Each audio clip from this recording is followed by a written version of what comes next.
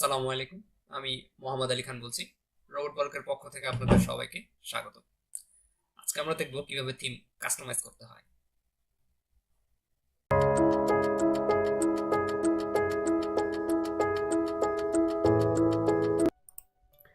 তো আমরা চেক করে নিচ্ছি আমাদের জেম সার্ভারটি অন আছে কিনা। হ্যাঁ, অন আছে। তো এখন আমরা টাইপ করব লোকাল হোস্ট স্ল্যাশ আমাদের প্রজেক্ট ফোল্ডারের নাম দিয়েছিলাম আরবি শপ স্ল্যাশ এখন ডব্লিউপি অ্যাডমিন। হ্যাঁ, এটি টাইপ করে এন্টার দিলাম। যেহেতু আমাদের অ্যাডমিন প্যানেলে লগইন দিতে হবে, একটু সময় নিচ্ছে।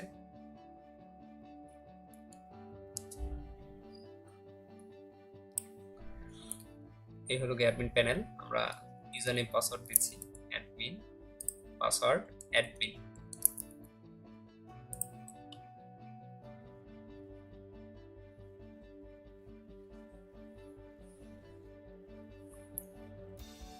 ওকে, ওকমাসটি আমাদের আগে ইনস্টল দেওয়া হয়েছিল, এটা স্কিপ দিচ্ছে আপাতত। আমরা পরে এটা সেটিং করব। আচ্ছা, গত পর্বে আমরা রিকোয়ার্ড প্লাগইনস গুলো ইনস্টল করেছিলাম, তো প্লাগইনস গুলো আমরা দেখতে পারি সবগুলো ইনস্টল হয়েছে কিনা। আচ্ছা, প্লাগইনস থেকে ইনস্টল প্লাগইনস।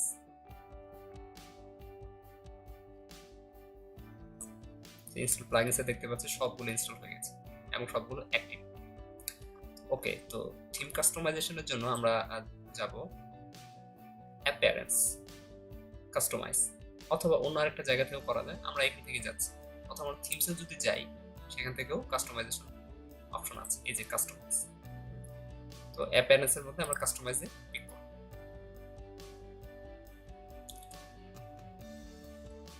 ওকে, তো এখানে আমাদের দেখাচ্ছে যে অ্যাক্টিভ থিম পড়তো, এটা কিছু একটা প্রিভিউ দেখাবে এই দিক দিয়ে। তো সাইডে নিতে আমরা ক্লিক করলাম। তো এখানে আরবি শপ সাইডে টাইটেল ঠিক আছে। এখন আমাদের ট্যাগ লাইন দিতে হবে, কোনো একটা ট্যাগ লাইন। জাস্ট আমাদের ওয়ার্ডপ্রেস সাইট ডিফল্ট হবে কি দেওয়া, আমরা দিলাম ইওর অনলাইন শপ।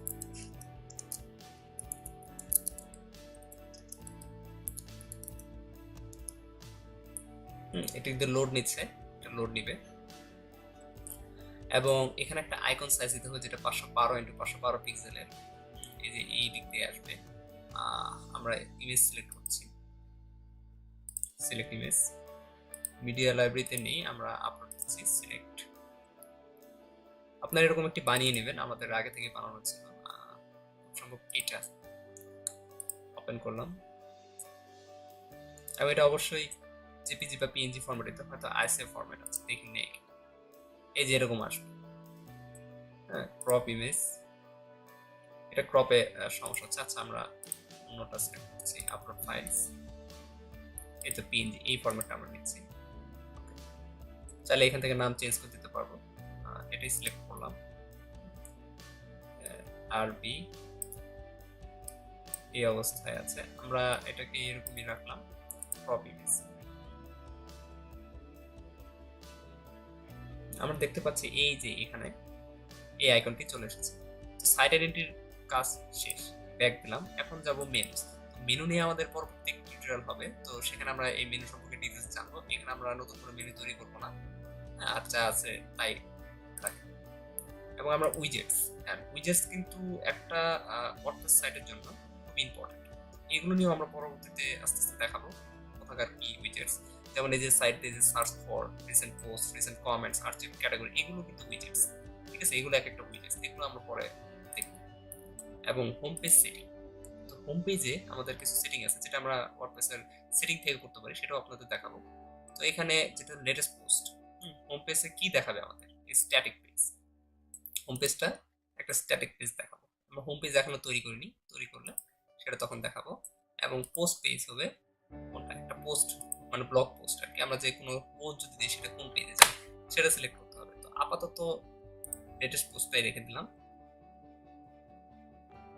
ওকে, আর তারপর আছে এডিশনাল সিএসএস। আমরা যারা কোডিং করতে পারি, আমরা আমার সাইটের ডিজাইন যদি পছন্দ করতে চাই, সিএসএস চেঞ্জ করতে চাই, এখানে আমরা সিএসএস গুলো অ্যাড করে দিতে পারি।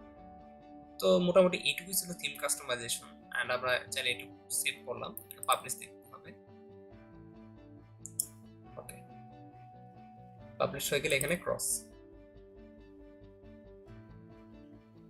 যাই হোক, আমরা এখন আমাদের সাইট কি অবস্থা আছে সেটা দেখতে পারি।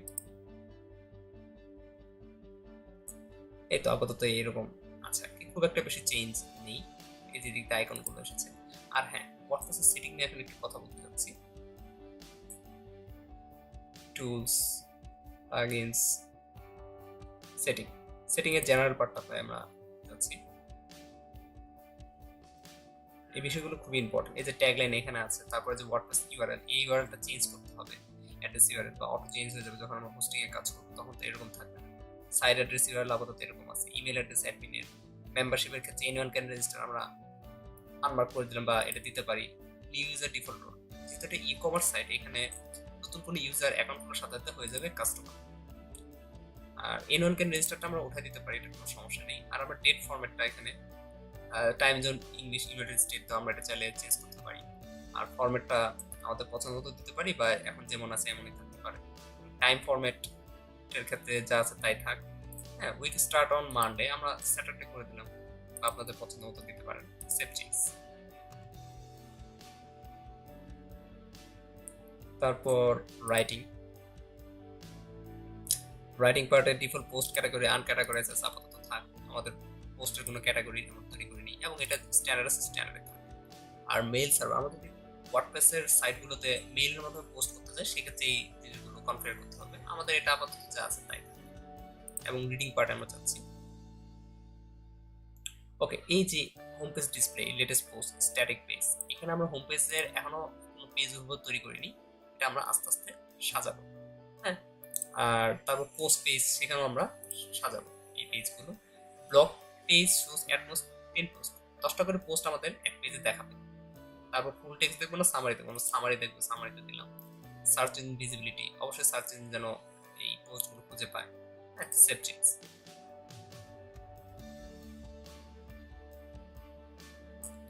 আর ডিসকাশন পার্টে আমরা যাচ্ছি। এখানে কিছু বিষয় আছে যেগুলো আমাদের খেয়াল রাখলেই হবে, খুব একটা বেশি যে ইম্পর্টেন্ট তা না, আবার ইম্পর্টেন্ট। ডিফল্ট আর্টিকেল সেটিং যা আছে তাই। Other comment setting, comment author must fill out name and email. হ্যাঁ, অবশ্যই নেম এবং ইমেল ফিল করে তারপর কমেন্ট করতে হবে। User must be registered and log in to comment. হ্যাঁ, এটা অবশ্যই ঠিক চিহ্ন দিয়ে দিলাম। Automatically close comment on article older than 14 days, এটা আপাতত থাকে। হ্যাঁ, বাকি যা আছে সবই থাকে। In one post a comment, হ্যাঁ সবাই কমেন্ট করতে পারবে। A comment is help for moderation, হ্যাঁ অবশ্যই এটা অ্যাপ্রুভ করতে হবে। হ্যাঁ, অনেকে ব্যাড কমেন্টস দিয়ে দিতে পারে। Before comment appears, comment must be manually approve, তা তো অবশ্যই অ্যাডমিন ম্যানুয়ালি অ্যাপ্রুভ করবে। আর বাকি যা আছে, কমেন্ট ব্ল্যাক লিস্ট, এখানে আমরা এমন কিছু ওয়ার্ড যেগুলো ইউজ করা যাবে না, স্ল্যাং ওয়ার্ড থাকে, হ্যাঁ সেগুলো আমরা দিয়ে দিতে পারি। আর অ্যাভাটার, তো যারা কমেন্টস করবে, যাদের ইউজার অ্যাকাউন্ট, তাদের অ্যাভাটারটা কেমন দেখাবে, আপাতত মিস্ট্রি পারসন, বিভিন্ন ধরনের আইকন আছে এখানে। হ্যাঁ, মনস্টার এরকম আর কি। আমরা মনস্টার যদি সিলেক্ট করে দিই, এটা দিয়ে রাখলাম। হ্যাঁ, তারপরে মিনিমাম রেটিং আমরা জি দিয়ে রাখলাম। তো সেভ চেঞ্জ। ওকে, তারপর মিডিয়ার কিছু সেটিং আছে। তো মিডিয়ার থাম্বনেল সাইজ যা আছে তাই থাক, এটা কোনো সমস্যা নেই। প্রিমানিক্স, পারমানিক্স, এইটার যে বিষয়টা, আমরা পোস্টগুলো, আমাদের পোস্টের যে ইউআরএলটা আমরা কেমন দেখতে চাই, তো এটা সবচেয়ে বেটার হয় যদি পোস্ট নেন। আপনারা অন্যটাও দিতে পারেন, সমস্যা নেই। পোস্ট নেই মানে আমাদের ওয়েবসাইটের নাম, দেন তারপরে পোস্টের নাম। এর ক্ষেত্রে এটা অনেকটাই সুবিধা। ক্যাটাগরি বেস, হ্যাঁ ট্যাগ বেস, এই জিনিসগুলো ঠিক থাকবে। ডিফল্ট ভাবে যেটা দেওয়া আছে প্রোডাক্টের ক্ষেত্রে, হ্যাঁ আমাদের ইউআরএল, দেন প্রোডাক্ট একটা লেখা থাকবে প্রোডাক্ট ডিরেক্টরিতে, প্রোডাক্টের নাম। এরকম আমরা চাইলে আমাদের পছন্দ মতো দিতে পারি। তো এটা এরকমই, সেভ দিলাম। এবং আরেকটা যে অপশন লাস্টে দেখা যাচ্ছে ডাব্লিউপি সাইটম্যাপ পেজ, আসলে এটা একটা প্লাগইনস দিয়েছিলাম ইনস্টল, সাইটম্যাপ, ডাব্লিউপি সাইটম্যাপ। তো সাইটম্যাপ তৈরির জন্য এটা লাগে। সাইটম্যাপটা হলো যে একটা এমন একটা পেজ ওয়েবসাইটের, যেখানে পুরো ওয়েবসাইটের যত লিঙ্ক আছে, যত পেজ আছে, সবগুলোর ওখানে লিঙ্ক করা থাকে, একটা অপশন দেওয়া থাকে সেটা। তো এটা সেটিং আপনার চাইলে করতে পারেন, না কোনো সমস্যা নেই। তো প্লাগইনসটা ইনস্টল করা থাক। হ্যাঁ, তো এই ছিল আজকের টিউটোরিয়াল। আগের পর্বে আমরা দেখব কিভাবে থিম অপশনগুলো নিয়ে আমরা কাজ করব। ধন্যবাদ সবাইকে।